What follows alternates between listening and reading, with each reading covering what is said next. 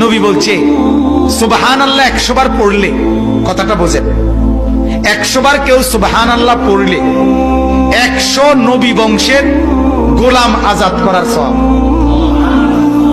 আলহামদুলিল্লাহ 100 বার পড়লে আল্লাহর নবী বলেন 100 ঘোড়া আল্লাহর রাস্তায় যুদ্ধের জন্য দান করার সওয়াব।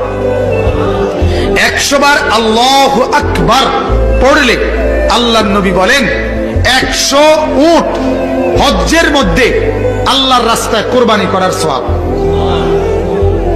কয়টার সওয়াব কইলাম? সুবহানাল্লাহ, আলহামদুলিল্লাহ, আল্লাহু আকবার। এরপরে নবী বলেন 100 বার যে পড়বে লা ইলাহা ইল্লাল্লাহ, বলেন, আবার বলেন,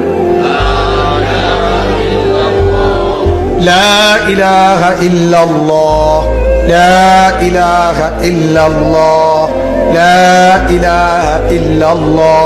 তাসবিহ পড়তে যেন তাড়াহুড়া না হয়, ঠিক আছে না? ইনশাআল্লাহ সুন্নত, সুন্নত হলেও ধীরে ধীরে পড়া, এক এক নিঃশ্বাসে এক একবার পড়া।